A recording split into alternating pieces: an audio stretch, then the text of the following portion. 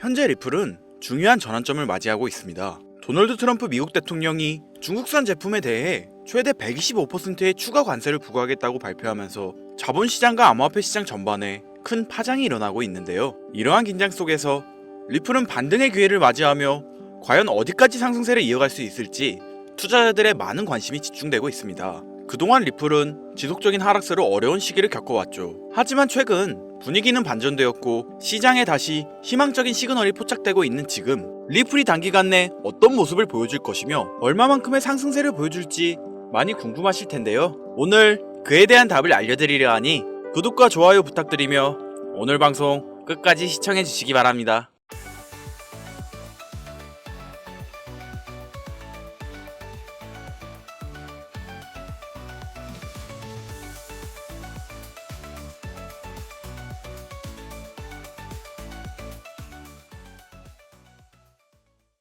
트럼프 대통령은 중국을 겨냥한 고율의 관세 부과 방침을 밝히며 무역 갈등의 수위를 높였습니다. 중국과의 무역 긴장이 다시금 고조되는 가운데 이 같은 정책은 글로벌 자본시장에 단기적인 충격을 줄 수밖에 없는데요.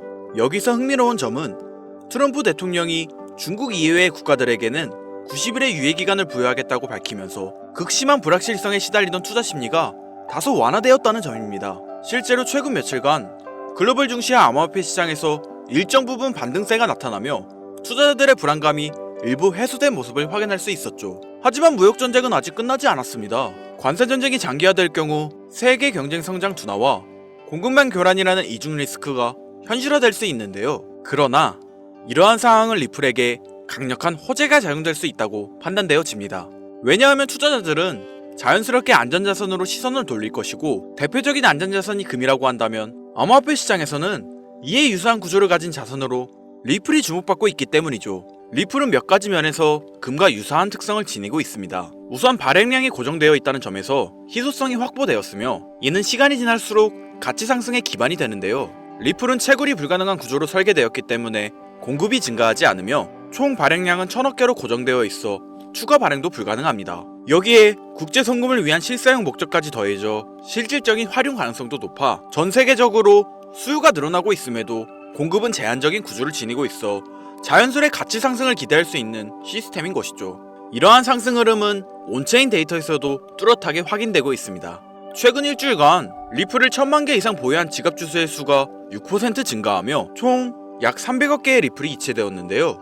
이는 대형 투자자, 이른바 고래들의 적극적인 매직 움직임으로 해석되며 4월 들어 리플 네트워크 상에서 활발히 활동 중인 지갑 수는 5배 이상 증가하면서 리플에 대한 관심이 급격히 높아졌다는 것을 확인할 수 있었습니다.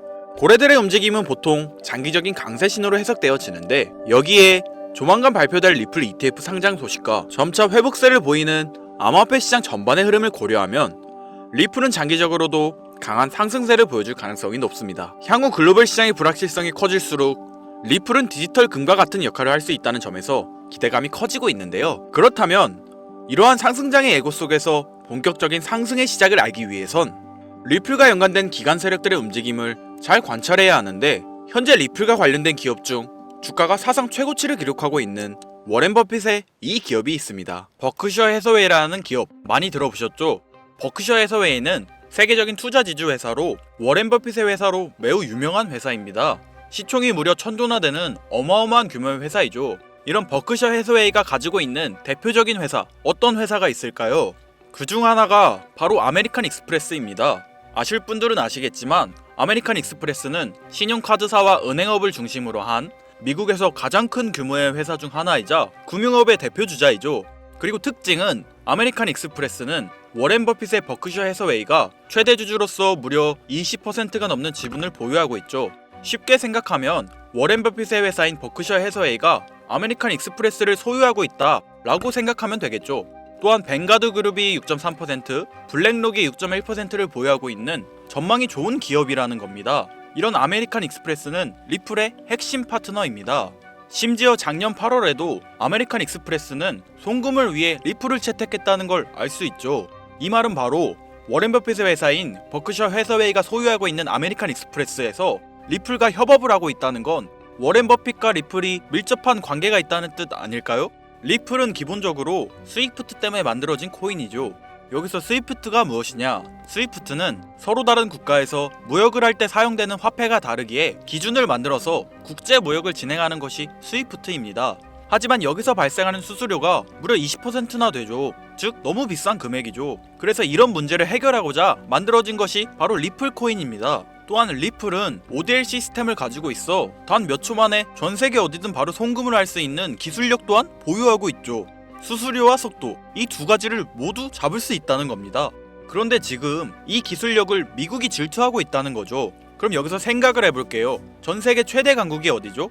네, 미국이죠. 미국은 우스갯소리로 미국과 나머지 전 세계의 국가들이 전쟁을 펼쳐도 미국이 밀리지 않을 거라는 이야기가 있을 정도의 강대국입니다.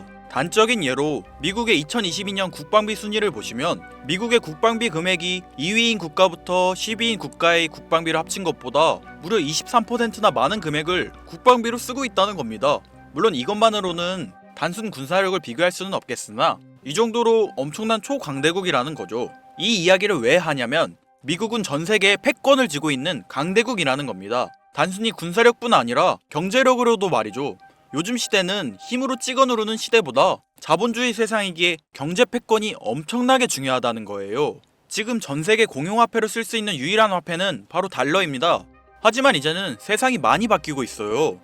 언제부턴가 현물화폐보다 편리하고 안전하며 유동성마저도 뛰어난 암호화폐가 탄생을 하고 말았죠. 이 암호화폐가 탄생을 하고 오랜 시간이 지나지 않아 달러의 패권이, 달러의 입지가 조금씩 흔들리기 시작했고 지금은 수많은 암호화폐들이 달러의 자리를 위협하고 있는 상황입니다. 앞으로 암호화폐가 달러를 잡아먹게 된다면 미래의 미국은 전 세계의 경제 패권을 질 수가 없게 되죠. 그래서 어떻게 하고 있죠? CBDC, 센트럴 뱅크 디지털 커런시, 즉 중앙은행 디지털 화폐. 미국에선 이 CBDC를 이용해서 달러를 디지털화시킬 계획을 가지고 나왔다는 거죠. 하지만 CBDC를 발행하기엔 오랜 시간이 필요하기에 그 시간 동안 달러의 패권이 흔들릴 것이고 그리 된다면 달러의 입지가 위험해지고 경제 패권을 더 이상 줄 수 없게 될지 모른다는 거죠. 그래서 미국의 바이든 정부는 암호화폐를 규제하기 시작했습니다. 수년간 암호화폐를 규제하고 압박을 했죠.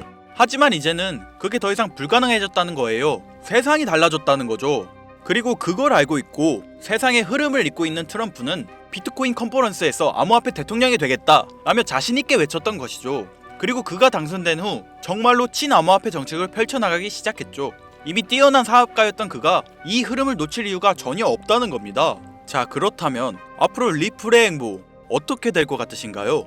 정확히 잘 모르시겠죠? 그래서 제가 그에 대한 답변으로 엄청난 자료를 찾아왔습니다. 이 정보는 제가 우연히 발견한 정보인데요. CBDC를 위해 기반으로 삼을 가교통화 코인의 적합성 및 미 연방지구별 논의사항을 보여주는 자료입니다. 여기에 보시면 보스턴, 뉴욕, 필라델피아, 애틀랜타, 시카고 등등등 수많은 미국 지역들의 통합 예측 자료가 나오고 있죠. 여기에서 아래로 쭉 내려보면 크로스링키드, 즉 가교통화로서의 적합성을 보여주는 표가 있습니다. 대부분의 코인들이 부적합이라고 나와 있습니다. 하지만 여기 리플과 시바이누가 보류라고 표기되어 있는 걸 확인할 수 있었습니다. 뭐 그럴 수 있어요. 리플은 법적 공방이 남아있고 시바이누는 탈중앙화를 목적으로 나온 코인이다 보니 어찌 보면 CBDC와는 어울리지 않을 수 있죠. 하지만 다르게 생각해보면 두 코인 모두 세계 어디든 자유롭게 금융 서비스를 제공받을 수 있다 보니 이보다 더 뛰어나고 자유로운 가교통화가 있을 수 있을까? 라는 생각도 들긴 했죠. 그런데 여기서 저는 충격적인 내용을 확인할 수 있었어요. 여기 보이시나요? 시바이누조차 보류로 나와 있는데 이 생소한 코인이 적합이라고 나와 있었습니다. 진짜 너무 생소한 코인이었어요. 그래서 이 코인의 정보를 좀 찾아봤는데 정말 신기할 정도로 정보가 없었습니다. 그런데 바이낸스에는 이 코인이 상장이 되어 있더라고요. 그래서 저는 의구심이 들었습니다. 전 세계 은행을 이을 수 있는 가교통화 자리에 아무도 모르는 코인이, 그것도 정보도 별로 없는 코인이 리플과 시바이누보다 높은 자리를 선점하고 있다? 그리고 신기할 정도로 정보가 완벽하게 통제가 되어 있다? 아무리 봐도 너무 이상해서 곰곰이 생각을 해보다 얼마 전에 있었던 미 대선이 떠올라 혹시 트럼프 당선에 이목이 쏠려 있을 때를 노려 4분기에 이 코인을 가교통화로서 밀어주려는 건가? 라는 생각이 확 들더라고요. 그래서 바로 국내 거래소 중 가장 거대한 거래소인 업비트를 확인해 봤는데 놀랍게도 올해 이미 상장이 되어 있었습니다. 그뿐이 아니었죠. 일본의 비트플라이어, 중국의 후오비, 미국의 코인베이스, 유럽의 비트스탬프, 인도의 와즈렉스, 두바이의 바이비트 등등 전 세계에서 내놓으라 할 가상화폐 거래소에 모두 4분기 상장 예정인 코인으로 올라와 있었습니다. 이제야 이해가 되기 시작했죠. 이 코인을 말미삼아 미국이 다시 한번 전 세계 경제 패권을 쥐려고 하고 있는 것 같습니다. 제가 그래서 이 코인을 구독자님들에게 공유해드리려고 영상을 촬영해서 올렸는데 이게 유튜브 측에서 자체적으로 막아버리더라고요.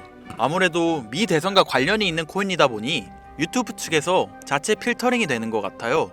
벌써 2번이나 경고를 먹었어요. 한 번만 더 경고 먹으면 더 이상 구독자님들께 좋은 영상을 제공해드릴 수가 없어서 어쩔 수 없이 상단부에 있는 제 개인 번호 010-8056-5800 010-8056-5800 이 번호로 코인이라고 적어서 문자 보내주시는 분들에게 해당 코인 정보를 제공해드리려고 합니다.